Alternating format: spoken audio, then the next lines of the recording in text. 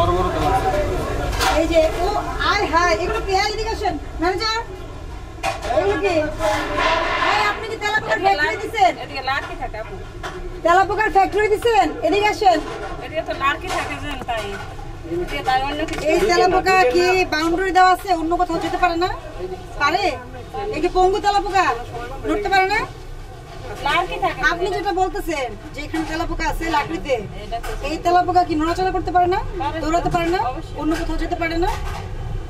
এই এটার ফুটেজটা নেন। একেবারে বিশ্রী অবস্থা, একেবারে বিশ্রী অবস্থা। আমার কি লাগতেছে? এটা নাড়া দেন। এই কাঠটা নাড়া দেন। এই কাঠটা নাড়া দেন। নাড়া দেন কাঠটা। কাট না দেন। এত ভিতরে ঢুকেন না ভাই। এই বেরোন বেরোন। খুবই বাজে অবস্থা। এই আপনারা পিছন থেকে সরেন, যারা ফুটেজ দেন হেল্প করেন, একজন নিজে আরেকজন হেল্প করেন। আসি ফুটেজটা নাও তাহলে। ভয়ঙ্কর।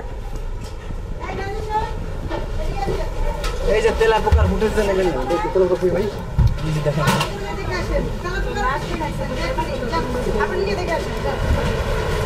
আপনি দেখে আসেন, আপনার গা শিউরে উঠবে। আপনি যান দেখে আসেন। সবাই একদম ক্লোজ হয়ে যায়। সবাই ধৈর্য রাখবে, ঠিক আছে? দেখে আসছে, উনি দেখে আসছে। দেখছেন দেখছেন আপনি? এটা কোনোদিন কোনো রেস্টুরেন্টের রান্নাঘর কি হতে পারে? তেলাপোকা দাঁড়ান, তেলাপোকা কি পঙ্গু? দৌড়াতে পারে না? তেলাপোকা দৌড়াতে পারে কিনা? দৌড়াতে পারে না?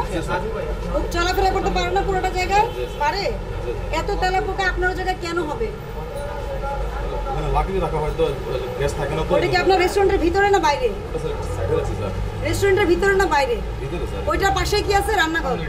রান্নাঘরটা কোথায়? ওইটার পাশে। এই কাগজ লিখো। এই কোথায়? সিরাজ আসলে এগুলো এই রাজু প্রসিকিউশন লিখো।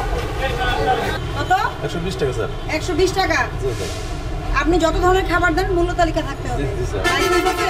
Trade licence? জি স্যার, ওই যে তুলে রাখছেন স্যার। পলিথিন দিয়ে রাখছেন? এটা তো পলিথিন দিয়ে ঢেকে রাখছেন। না স্যার, ওই যেটা মানে যাতে নষ্ট না হয় জন্য আর কি। হ্যাঁ, আর খাবার রান্নাঘরে তেলাপোকার বাসা। নেন আপনি করেন, বসেন, ওখানে যে বসেন। কাগজপত্র আসবে, কাগজপত্র আসলে ব্যবস্থা হবে। বসেন ওখানে। ভাই সবাই একটু ডিসটেন্স মেইনটেইন করুন। এই গাবতলী এলাকায় আপনাদের এই রেস্টুরেন্টগুলো নিয়ে প্রচুর অভিযোগ। অভিযোগের কারণে আমরা আসতে বাধ্য হয়েছি। এসে যে সিনারিও দেখলাম খুবই খারাপ সিনারিও। আপনার এখানে বড় তেলাপোকার ফ্যাক্টরি, আরেকজন ওখানে ছোট তেলাপোকার ফ্যাক্টরি। নিরাপদ খাদ্য আইন অনুযায়ী আপনার কোনো খাদ্য স্থাপনায় যেখানে খাদ্য প্রসেস হয়, প্রোডাকশন হয়, কোনোদিনও এই ধরনের পরিবেশ পরিস্থিতি থাকার সুযোগ নাই। নিরাপদ খাদ্য আইনে কিন্তু জরিমানা অনেক অনেক বেশি। ভোক্তাদের কারণে জরিমানা কিছু কম, কিন্তু আপনি যদি এই পরিবেশে আপনাকে জরিমানা করেন তাহলে ব্যবসা প্রতিষ্ঠান বন্ধ করে দিতে হবে। আপনি এই তেলাপোকা কবে দূর করতে পারবেন? আপনি আজকে সব বন্ধ করে দেন।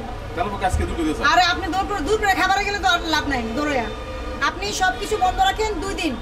তেলাপোকা কন্ট্রোলের জন্য মেডিসিন দেন, লোকজনের সাথে যোগাযোগ করেন। কিভাবে করবেন সেটা করে 2 দিন দরকার হলে আপনার রেস্টুরেন্টটা বন্ধ রাখেন, ভালোভাবে পরিষ্কার করে শুরু করবেন। আমি কি বোঝাতে পারছি? হ্যাঁ, দাঁড়ান, বোঝাতে পারছি। আপনাকে কি করবেন? সব এগুলো কি করবেন? বন্ধ করে দিয়ে এই তেলাপোকা আপনাকে, কারণ তেলাপোকা আপনি কি হয়, আপনি পাশাপাশি যদি কারো বাসা হয়, এক বাসার তেলাপোকা যদি নাড়া দেয় দরজার নিচে দিয়ে আরেক বাসায় চলে যায় সেই তেলাপোকা। আর আপনি একই কিচেনের পাশাপাশি আপনার এখানে তেলাপোকার ফ্যাক্টরি। মানুষ দেখলে গা শিউরে উঠবে ওনাদের। কেউ তো দেখেন এই ভিতরে, টিভিতে দেখতে পাবেন। দাঁড়ান, আপনি লাকড়ি রাখেন, যাচ্ছে তা রাখেন। এটা কি আপনার রান্নাঘরের পাশে না পাশে না? এই রেস্টুরেন্টটা আপনার তো। তাহলে আপনি লাকড়ি যদি রাখতে চান ওই জায়গাটা ক্লোজ করে দেন, দিয়ে বাইরে ওটা এমন ব্যবস্থা করেন বাইরে থেকে লাকড়ি ঢোকাবেন, এখান থেকে লাকড়িটা নেবেন যাতে আপনার স্টোরেজে সমস্যা না হয়। বুঝতে পারছি? আপনাকে সতর্ক করছি। আপনাকে 20,000 টাকা জরিমানা আরোপ করা হলো, ভবিষ্যতে যেন সতর্ক হয়ে যান। যদি আরেকদিন এসে এরকম সিচুয়েশন পাই, জরিমানায় কাজ হবে না। গতকালকে আমি কেরানীগঞ্জে একটা প্রতিষ্ঠান বন্ধ করে দিছি, আর কোনোদিন বিজনেস করতে পারবে না। এই খাদ্য উৎপাদনকারী প্রতিষ্ঠান, শিশু খাদ্য, জরিমানা করিনি, খালি বন্ধ করে দিয়েছি। ঠিক আছে? আপনার বাইরের পরিবেশটা মোটামুটি আপনি মূল্য তালিকা টাঙাবেন আর ভিতরের অবস্থা উন্নতি করবেন। বুঝতে পারছি?